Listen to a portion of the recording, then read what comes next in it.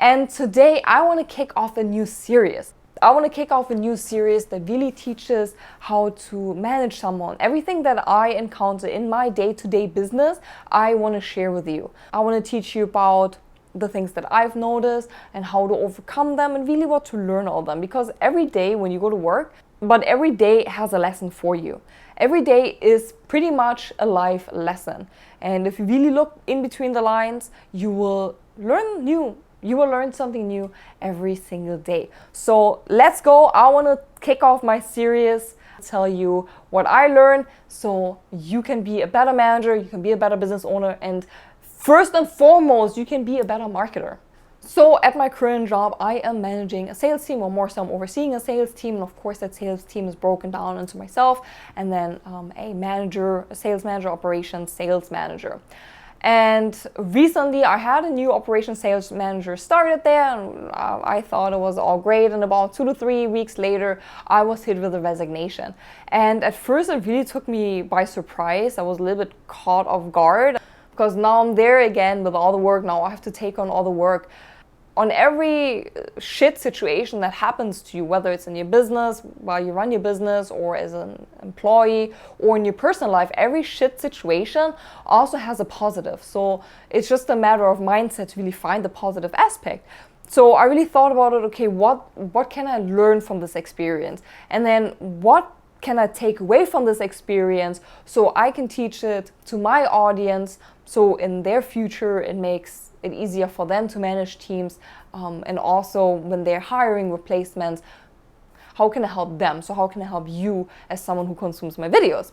So I was like, okay, let me see where is the value in this whole situation. And in this video we're diving deep into just the psychology of an employee, how to increase retention, how the world is changing, and what you need to do as a manager to really succeed with your team. And when you think about resignations, or when you think about why people leave, you really have to understand the motivations. And that's where you have to understand the human element of resignation, so really diving deep into the employee psychology. I've experienced that at the heart of every resignation there's a story. So before diving into strategy and restructuring, it's pivotal to understand the why. So for example, my sales manager left for a bigger paycheck. And that could be a fact that is easily dismissible, because you might think, oh, that's just the money mindset. While money is a strong motivator, it's crucial to realize that everyone's life circumstances and motivations are different. And of course, a lucrative offer, especially one that is significantly higher compared to what you're making right now, of course, for the majority of team members, it's definitely hard to resist accepting that type of offer. But what if it's more complex? What if it's not all about just the bigger paycheck? You have to understand that every professional out there, every team member, every employee that you have is on their own unique journey. And sometimes a substantial salary bump isn't just about money, but it's about validating the worth, addressing their immediate financial need, or fulfilling a long-held aspiration. And as managers and leaders, we always try to thrive to meet every employee's needs. But some scenarios are just beyond our control. And one of those scenarios is definitely validation and self-worth. For many team members, if they're getting a raise somewhere else or they're getting a bigger paycheck somewhere else, it's not just about the money. So it's not about the monetary compensation. It's more an applause to their own skills and expertise and their professional worth.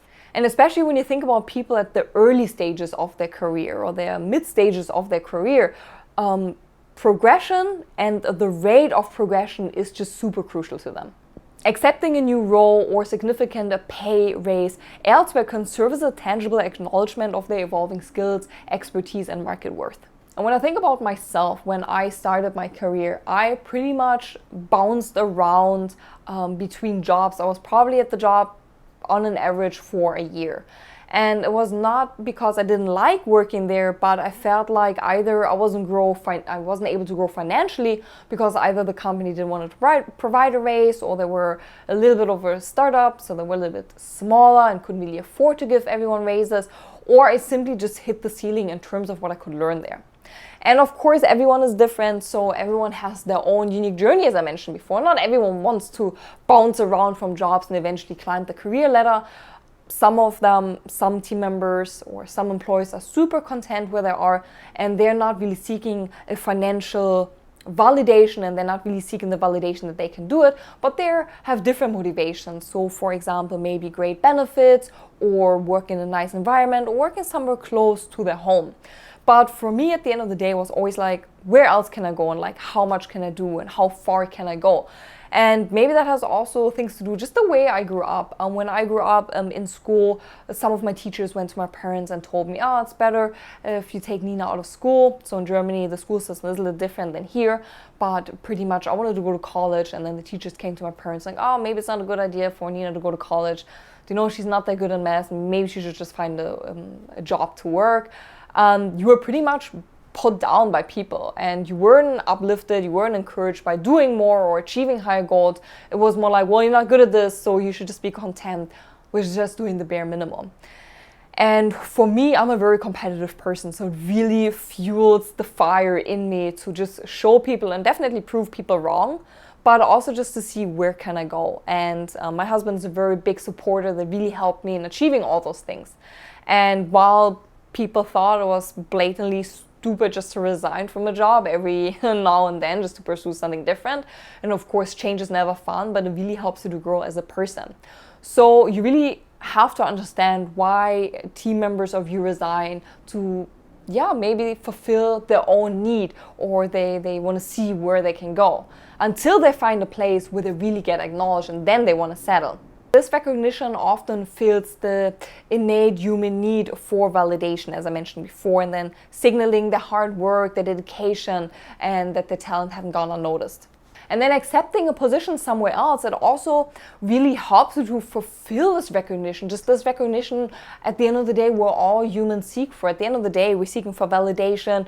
We want to be praised for the hard work that we're putting in. We want to be acknowledged for the dedication and, of course, our talent that we bring to the table. And that's why sometimes team members just decide to resign, because maybe you're trying to give it to them, but they're not really feeling they're being validated at their current job. Hence, that's why I also left a bunch of other workplaces I used to work at. Another motivation that can drive an employee to resign is financial necessities. Immediate financial commitment can definitely drive the decision to resign. And be it family needs, needing to pay a mortgage, needing to pay off your debt, or just any personal aspirations, money can sometimes be a pressing necessity rather than just the mere greed. Of course, another motivation number 3, could be just simply career growth. For some, a new job might offer more than just a paycheck. So for example, opportunities to learn, a better work environment, or even just the lure of a fancier title can be motivation enough to resign from the current position. To sum it up, the key takeaways are definitely always strive to understand the underlying reasons behind an employee's decision. Number 2, open channels of communication can often reveal underlying motivations leading to solutions. Key takeaway and number 3, recognizing and validating an employee's worth goes beyond just their paycheck. Key takeaway number 4, understanding the motivations that really influences an employee's choice. And if you really understand what motivates someone, you or other managers, leaders can better address team needs, align with company offerings, and helping them to prevent further resignations. Key takeaway number 5, engaging in open dialogues with team members, conducting regular feedback sessions, and nurturing an environment where employees feel valued goes a long way in retention. But it's crucial to build a connection with your direct reports so you can understand what motivates them to wanting to stay at your company. If it's monetary, give them a raise or bonus to show your appreciation, of course, if you're able to. And if it's work-life balance, think about introducing half days on Friday during the summer. Or if it's any benefits, so whether it's a 401k or maybe a gym membership, think about introducing additional benefits. And every termination and every resignation, you should really take a moment and think about, is my team decentralized? So Not thinking about that one person has all the powers, but rather having a decentralized team. But really, what is a decentralized team? I call it you need to restructure for resilience. In this role, I parted ways with someone before, then I got hit by 2 resignations within a very short amount of time. And it really made me think about just reevaluating the current team structure. And these resignations really forced me to think about, why did the previous sales managers resign? Did they feel overwhelmed? Was there a flaw in the structure? What else could have been done?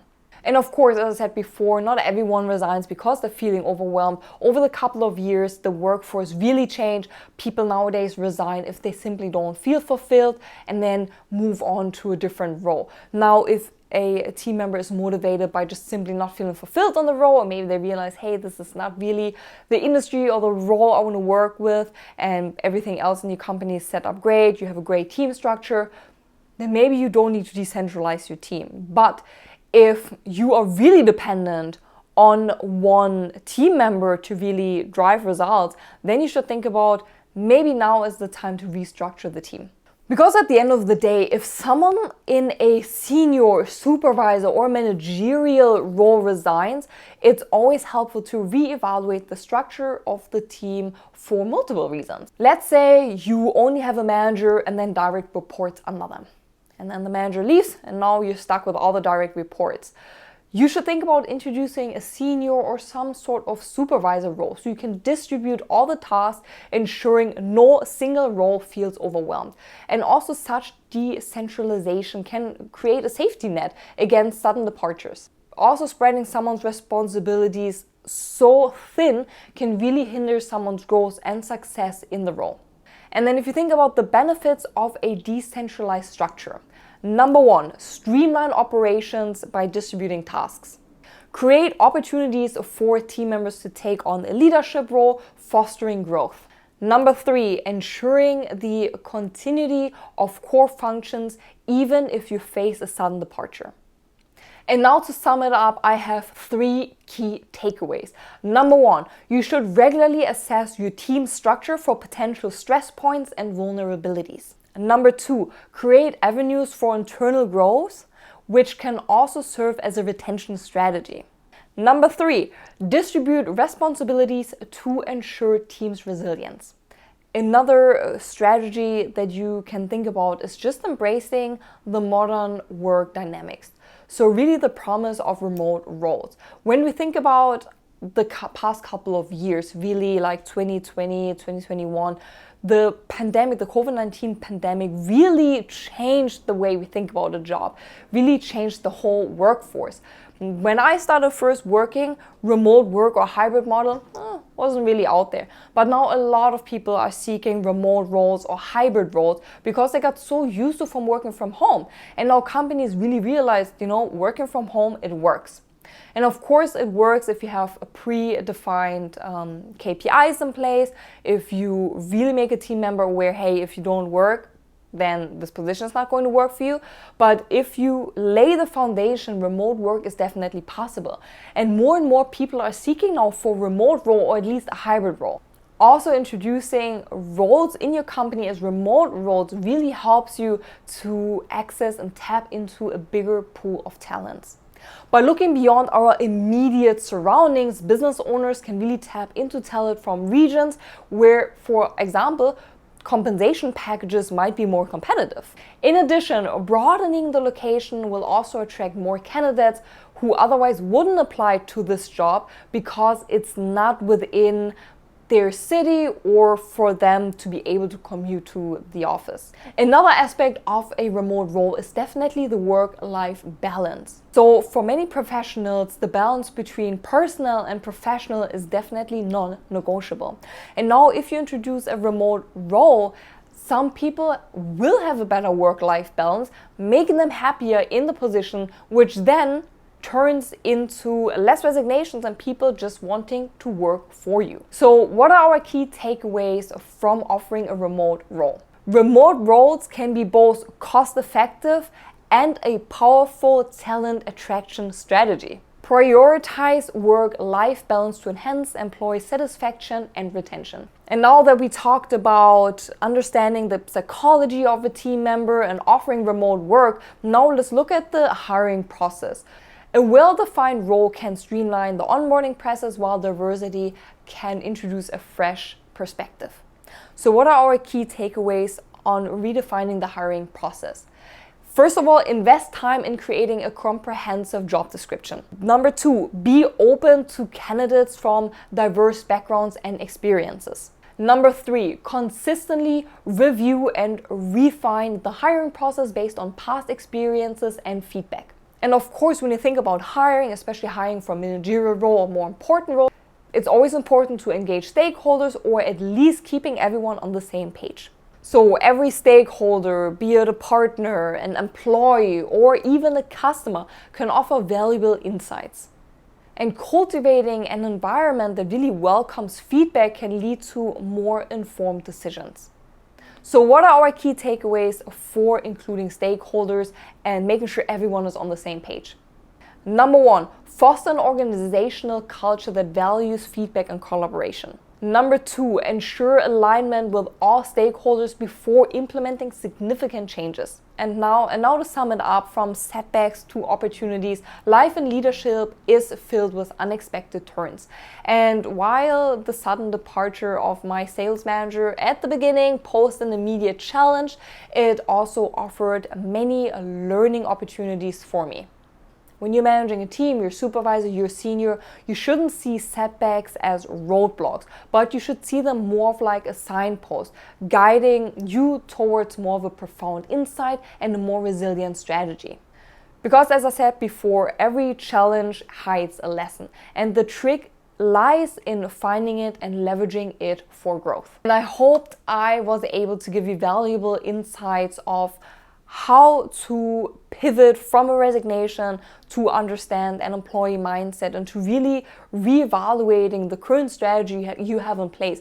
Maybe offering a remote position to people who voiced it in the past, maybe introducing new benefits, and just really making sure everyone is on the same page. And I hope you like my new series. I'm going to post more things about my work life and about how you can become a better manager and first and foremost a better marketer. If you have any questions, you can always reach out to me at Nina at The Social Wisdom. And this also led us yet again to another episode of the Content Marketing Cheat Sheet podcast. I'm so glad you tuned in today, and I cannot wait to see you next week. Until then, goodbye, or how we say in Germany, auf Wiedersehen.